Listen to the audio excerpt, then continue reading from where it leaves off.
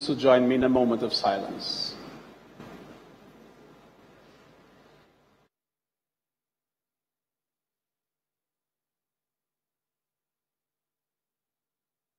Thank you.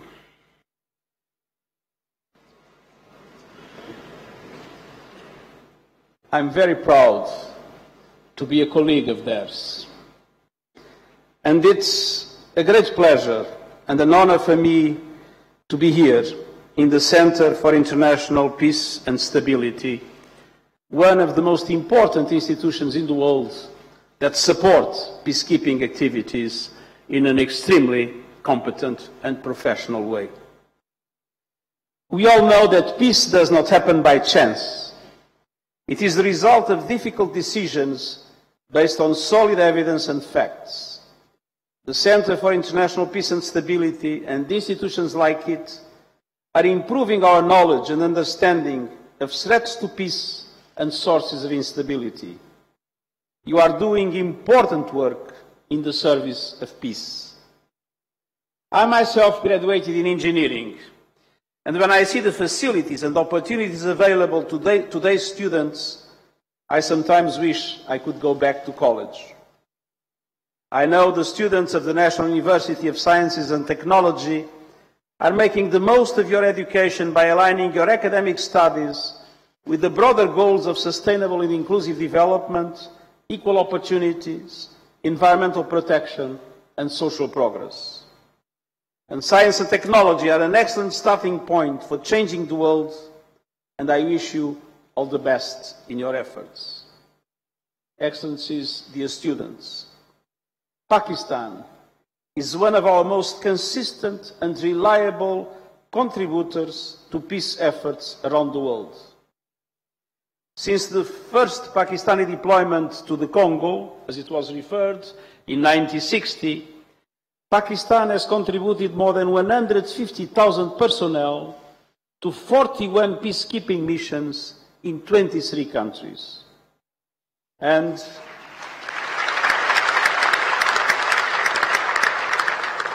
as I mentioned, 157 Pakistani military, police and civilian personnel have paid the ultimate price while serving under the United Nations flag.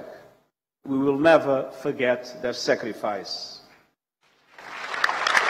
Today, Pakistan is the sixth largest contributor of troops and police, with more than 4,400 uniformed personnel serving in 9 United Nations peace operations, including in some of our most dangerous missions, like it is the case of Central African Republic and Mali.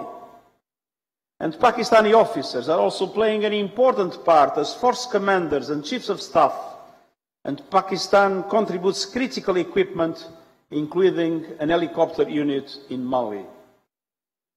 I've seen for myself the professionalism, the commitment of Pakistani military, police and civilian personnel in our missions, and I thank you for your important contribution to creating a safer and more peaceful world.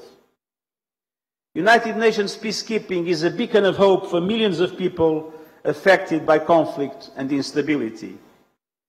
Since 1948, over 70 UN peacekeeping missions have supported countries to make the transition to peace, fostering an environment of stability and development. But as the nature of conflict changes, UN peacekeeping faces new challenges. Rising threats to the security of peacekeepers themselves, difficult relations in several cases with governments of some host countries, and problems in identifying an endpoint and an exit strategy for our missions. The growth of well-armed, non-state armed groups, some of which operate across borders with shifting alliances and no clear political goals, has made it more difficult to negotiate an end to the conflict. And the pathways to peace often depend on finding or creating unity of purpose and political will at the local, national and international levels. In some places, blue helmets are targeted by armed groups. That means we have to expend some of our resources on our own protection. New digital technologies and the spread of propaganda on social media platforms are changing the face of war. Our peacekeepers in the Democratic Republic of the Congo and Mali have both been targeted by misinformation campaigns. And these new challenges called for decisive and cohesive action by all peacekeeping partners. Excellencies and dear students, this is the background to the Action for Peacekeeping initiative that was launched in March 2018 to revitalize the essential partnership between the United Nations, troop and police contributor countries, host governments, regional organizations, and all who have a stake in peacekeeping. Pakistan was the first country to endorse the Declaration of Shared Commitments on A4P. And I thank the government of Pakistan for stepping forward to champion safety and security, performance and accountability. Over the past 2 years, more than 150 member states and 4 partnering organizations have followed Pakistan's lead. The declaration covers 8 areas for peacekeeping political solutions: women, peace and security, protection, safety and security, performance and accountability, sustaining peace, partnership and conduct. It is a blueprint for all our peacekeeping-related work. The success of A4P depends on all peacekeeping stakeholders upholding their commitments. We, in the United Nations Secretariat, have made progress across key areas of the Declaration, including measures to reinforce the security and performance of our peacekeepers. These have resulted in improved casualty evacuation procedures and in a decline in peacekeeper fatalities from malicious acts, from 59 in 2017 to 28 in 2019.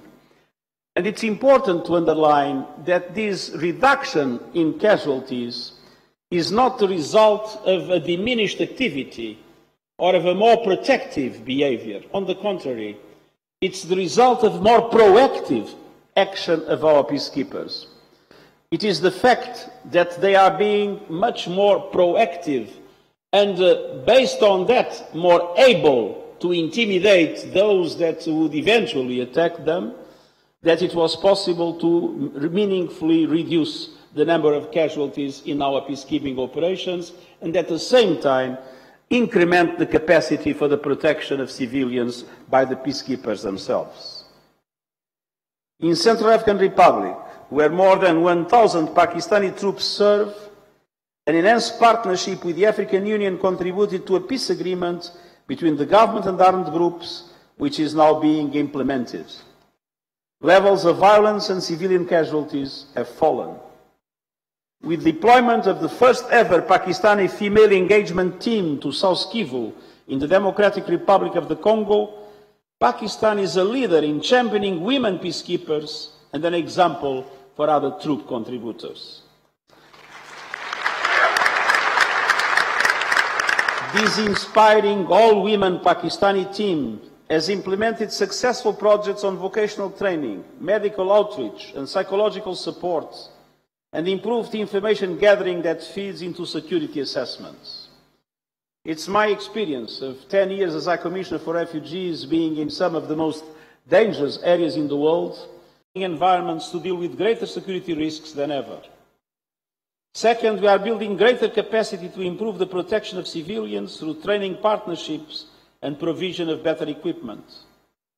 Third, we will enhance our analytical and intelligence capacities by strengthening direct engagement with the host governments, communities and local people. Fourth, we will strengthen implementation of human rights due diligence policy, including through review mechanisms. And we will continue to work with troop and police contributing countries to increase the number of women in uniform, to fill equipment gaps, and to set standards for environmental sustainability and accountability. And we will build our efforts to hold accountable the small minority of peacekeepers who commit unlawful acts, including sexual exploitation and abuse. And I remember the first meeting I had with the ambassadors of troop contributing countries. I see the distinguished ambassador of Pakistan was in that lunch when I started my functions. And it is true that 3 years ago, There was a permanent campaign about peacekeepers that was negative, and the questions of sexual exploitation and abuse were very much in the limelight of international media. And I'm very proud of the fact that with the cooperation of all of us, it was possible to completely change that perception. And today, when we read the media about peacekeeping, it's a totally different and a much more positive image that we are able to collect. And I'm extremely grateful to all countries that assumed leadership in order to have better training and better accountability of their forces, and this has contributed enormously to strengthen the image of peacekeeping around the world, and Pakistan has been absolutely exemplar in that regard.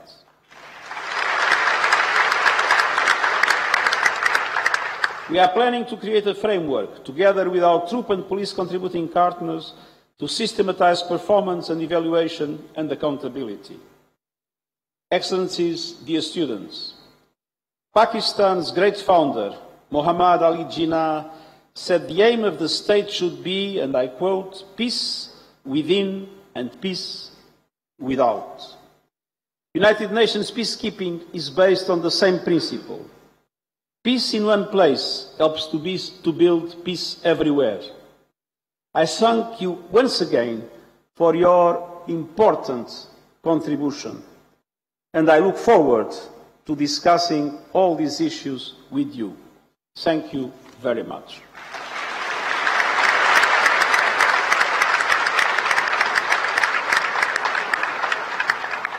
Thank you very much, Your Excellency. I would now request Honorable Rector Nast to kindly present the souvenir to His Excellency, Mr. Antonio Guterres.